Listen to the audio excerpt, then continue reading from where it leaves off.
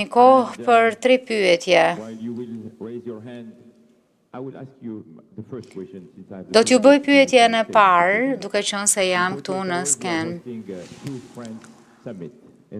Para 48 orësh do të keni summitin në Francë, në Paris. Dua të di, pra summitin e turizmit, pse duhet të zgjedh Francën për të investuar? Europën, po Francën sidomos. Faleminderit edhe një herë. Kemi një prej njerëzve kyç të këtij samiti. Dua të falenderoj juve, PRF-in, për të gjithë punën e bërë. Vite më parë, ne bëm një agjendë reformash për ligjet e punës, taksimin e fitimeve kapitale, tatimin mbi pakën e kështu me radhë. Pra bëm një sër reformash për ta bërë Francën një vend më të mirë për të investuar dhe për të rritur konkurrueshmërinë tonë dhe tërheqjen e vendit. Morëm rezultate sepse kemi qenë numër 1 në shkallën e tërheqjes për vitet e fundit. Është konstante dhe jep rezultate. Kemi krijuar më shumë se 2.200.000 vende pune, duke ulur normat e papunësisë dhe kemi nisur të riindustrializojmë vendin. Jemi numri 1 për këtë gjë, gjithashtu edhe për inteligjencën artificiale. Pra kemi qenë në gjendje që të rrisim faktorët makroekonomik. Ndërkohë që sa i përket stabilizimit, dhe kjo është edhe çështja e vendimeve politike, në fund mandatit tim duaj që t'i bëj të gjitha forcat e spektrit politik të punojnë së bashku dhe ta mësojmë këtë gjë. Sepse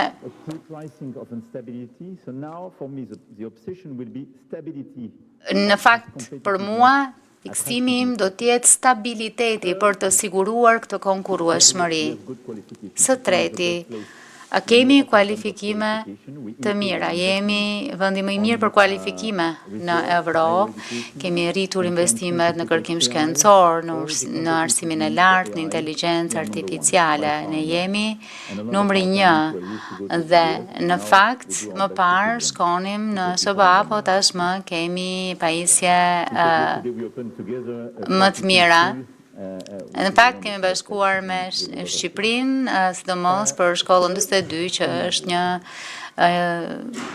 kompani, një element shumë i mirë. Energjia.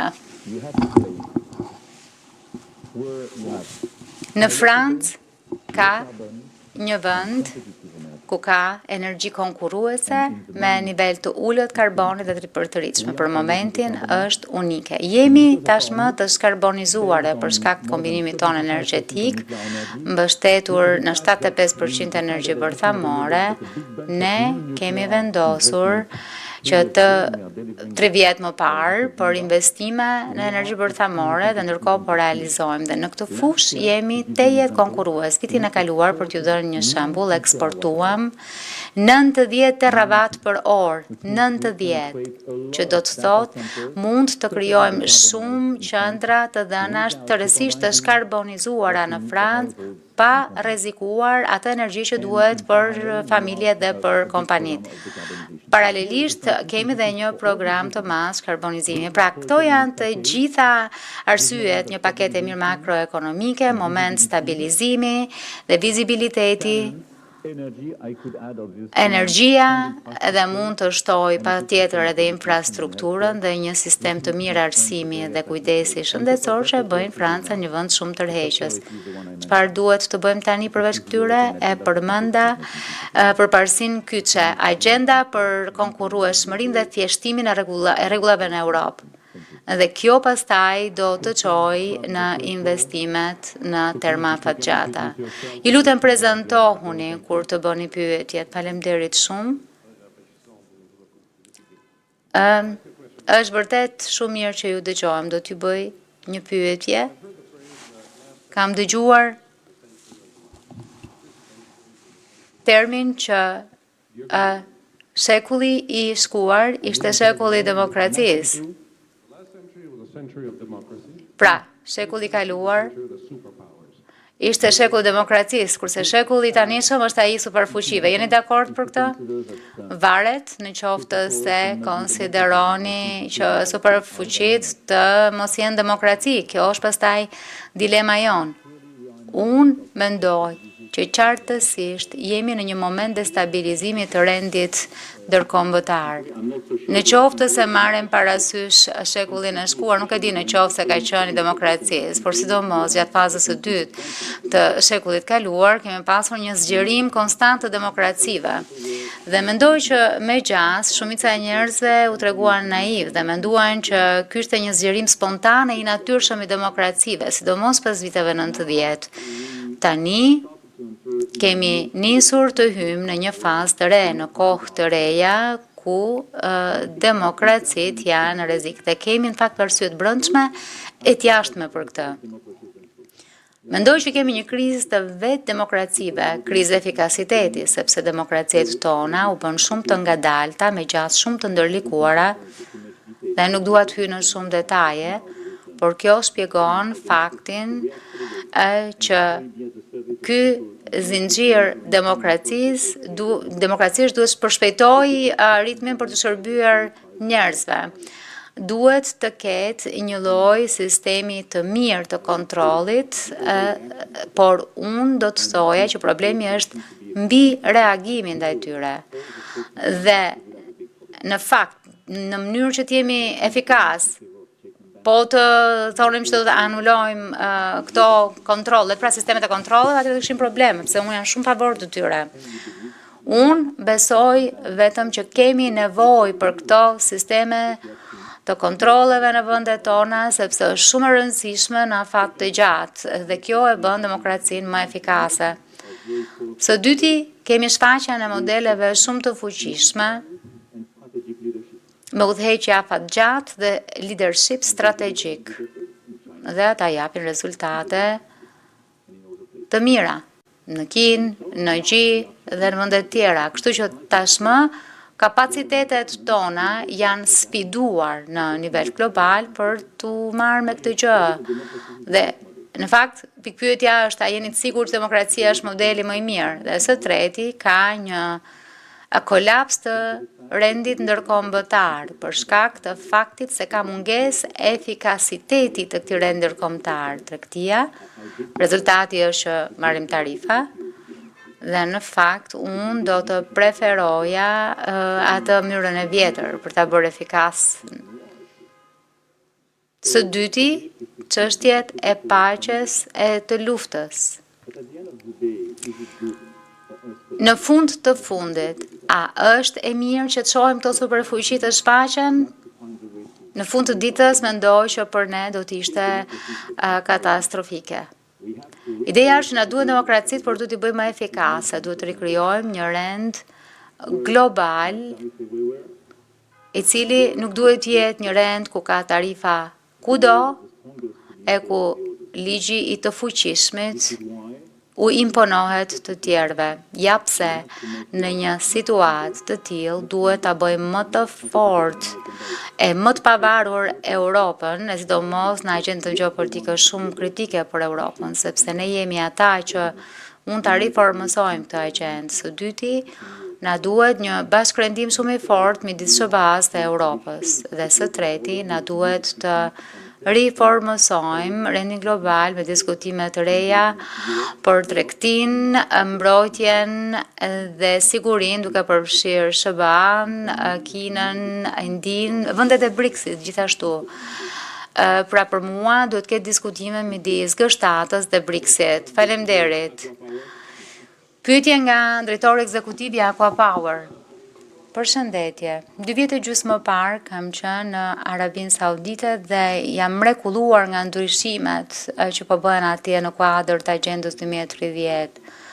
Pra, ne po bëjmë një investim e 10 gigawatt për ujë, gjithashtu edhe në shifra të tjera për përdorim energjie. Ka një mundësi të madhe që të ketë një shkëmbim energjie midis Europës dhe Arabisë Saudite, jo vetëm me burime të tjera, por edhe të hidrogenit, që është më i lirë për të prodhuar krahasuar me koston e gazit. Ju e përmendet, por cili është sugjerimi juaj për të përshpejtuar zhvillimin e kësaj gjëje? Po flasim për kompani, po flasim në nivelin e një qeverie dhe të BE-s. Si mund punohet së bashku për të përshpejtuar këto zhvillime? Faleminderit, Marko. Nuk dua të jem shumë teknik. Së pari, mendoj që në Europë mund të bëjmë shumë më tepër në këtë fushë, nëse thjeshtojmë, është në mënyrë tipike ajo fushë ku në Europë mund të thjeshtojmë kapacitet për të prodhuar, duke qenë më realist për standardet dhe në qoftë se integrojmë më shumë, bëjmë një rjetë të tillë europiane, atëherë mund të arrijmë një efikasitet shumë më të madh energjetik. Së dyti, tregohem shumë i kujdesshëm për modelin e hidrogenit të gjelbër. Unë besoj që për prodhimi i energjisë me kosto të ulët, me normë të ulët karboni, për të kanalizuar pastaj në kablo, i njohim mënyrat, dhe kur shohim njësit matëse për të transportuar hidrogenin e gjelbër është shumë sfiduese. Do më thënë, ka më kuptim të transportosh energji me karbon, nivel të ullët karboni, se sa këtë. Megjithatë është për të diskutuar. Megjithatë, kemi një projekt shumë të rëndësishëm që kemi nisur me Indin, me Arabin Saudite, me Emiratet e Bashkuara Arabe, Europën e SBA, do jam shumë në favor të këtij projekti IMEC, që do të kornizoj, apo më mirë, do të përfshijë të gjithë infrastrukturën dhe ndërlidhjet. Dhe kjo është një alternativë paqësore e miqësore e kundrejt një bote tjetër, pra nga India deri në detin Mesdhe. Dhe janë hekuruda, rrugë, energji, tregti e kështu me radhë. Dhe qartësisht, ju jeni ajo hallka e liftëse në mes. Kemi shumë financim. Kemi financimet evropiane të Global Gateway, kemi bankën botërore që është pjesë e këtij projekti, edhe Gérard Lestradier që është i ngarkuar në Francë për IMEC-un, kështu që unë besoj fort që nëse përshpejtojmë udhërrëfyesin, kemi të gjitha paratë dhe mund të përshpejtojmë projektin. Për shembull, mund takova me kryeministrin në Marseille dhe vlerësuam të gjithë projektin që kemi nga India, Arabia Saudite, Emiratet Bashkuara Arabe, Katari drejt Marseilles, kështu me radhë. Natyrisht edhe Shqipëria ka një vend në këtë udhërrëfyes, kështu që është diçka shumë kuptim plot. Duhet përshëndrohemi pra tek ky projekt G20-s me aftësitë dhe instrumentet e duhura që do të thotë Banka Botërore, financim nga BE-ja dhe financime nga të gjitha qeveritë për të nxjerrë rezultate. Por unë jam një star mjaft i madh i ndërlidhjes. Faleminderit shumë zotë president që ju përgjigjet këtyre pyetjeve. E di që nuk është se keni fort kohë. Faleminderit shumë për vëmendjen, faleminderit Richard dhe Cecilia. Faleminderit Jasir shumë. Më lini t'ju them vetëm me pak fjalë. Është jashtëzakonisht mirë që t'ju kesh në Europë. E di që vini nga anë të ndryshme të botës. Ky është një vend i stabil dhe i besueshëm dhe në këtë botë mos i nënvlerësoni fuqitë e cilësive të tilla. Dhe jam shumë i lumtur që jeni këtu për te shakave që bëj me kryeministrin Edi Rama, sepse këtu në Shqipëri qartësisht keni në fakt pikën hyrëse në këtë rajon Ballkan Perëndimor, po edhe më gjerë, dhe është një pikë kyçe në Mesdhe dhe në Europë. Ndaj ju inkurajoj të investoni në Shqipëri sepse keni një udhëheqje të fortë dhe nuk flas vetëm sepse është miku im, por sepse ka sjell rezultate dhe në 2 vitet që vijnë, duke qenë se ka një mandat të qartë, do të jenë pjesë e BE-s. Dhe dua që të dini, të jeni të sigurt që ne si Europian do të japim rezultate. Tashmë që kemi një linjëzim të fortë midis Francës dhe Gjermanisë, do të bëjmë maksimumin që të realizojmë agjendën që folëm. Pra ju lutem investoni në Europë, ju lutem besojini Europës, sepse kemi nevojë për besimin tuaj, për investimet tuaja, në mënyrë që të realizojmë këtë agjendë kaq ambicioze, sepse mendoj që është agjenda e dur jo vetëm për europianët, por edhe për rajonet e tjera, për të krijuar sa më shumë stabilitet. Faleminderit shumë zonja dhe zotrinj.